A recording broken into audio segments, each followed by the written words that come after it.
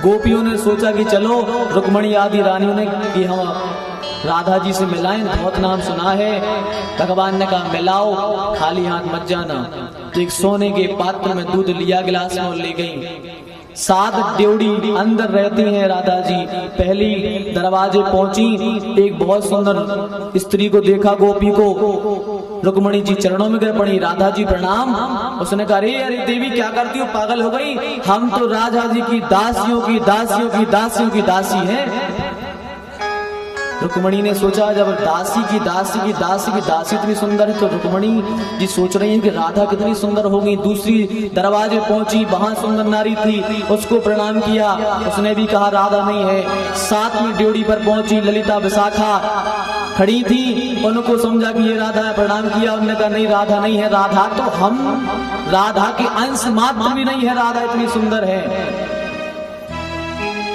जैसे अंदर प्रवेश किया, चारों तरफ लाखों गोपियां विराजमान है और बीच में स्वर्णमयी सिंहासन पर राधा जी विराजमान है। जैसे ही देखा आंखों से अश्रु बहने लगे रुक्मणी जी हटे, सारी रानियां रोने लगी।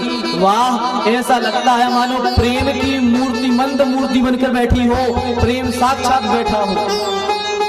पास में गई, राधा जी बड़ी प्रसन्न भई। रुक्मणी जी ने राधा जी को प्रणाम किया और कहा देवी हम आपके लिए दूध लाए हैं, इसे स्वीकार करो। राधा ने कहा कैसे स्वीकार कर लें? अरे जब से ब्रज छोड़ करके कन्हैया गए हैं तब से हमने दूध में पीना तो ठीक, हाथ भी नहीं लगाया। तब रुक्मणी जी के मुंह से निकल गया ये दूध तुम्हें कन्हैया ने भेजा है। जैसे ही सुना प्रेम बहबल हो गई, आंखों से अश्रु बहने लगे। गिलास छीना और सीधा गट गट करके सारा गरम का गरम दूध पी गई राधा जी, गरमा गरम दूध पी गई। फिर आपस में बैठ करके कृष्ण की चर्चा होने लगी। कृष्ण की चर्चा हुई, कृष्ण की चर्चा करके रुक्मणी लौटी आई और आकर के भगवान के चरणों में प्रणाम किया तो क्या देखा कि भगवान के शरीर में छाले पड़े हैं। रुक्मणी ने कहा नाथ कहीं गए थे आप, चिक गए क्या? जल गर्म पानी गिर गया शरीर पे, छाले कैसे पड़ गए शरीर में? तो कहा रुक्मणी तुम्हारी वजह से छाले आए हैं। बोले कैसे?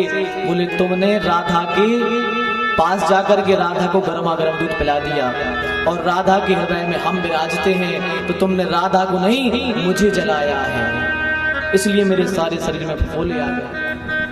राधा के हृदय में हम रहते हैं, हमारे हृदय में राधा रहती है। राधा और कृष्ण में कोई अंतर नहीं है, दोनों एक ही है। जब रुक्मणी मैया समझ गई, भगवान को प्रणाम किया और प्रणाम करके भगवान की कथा में लीन हो गई।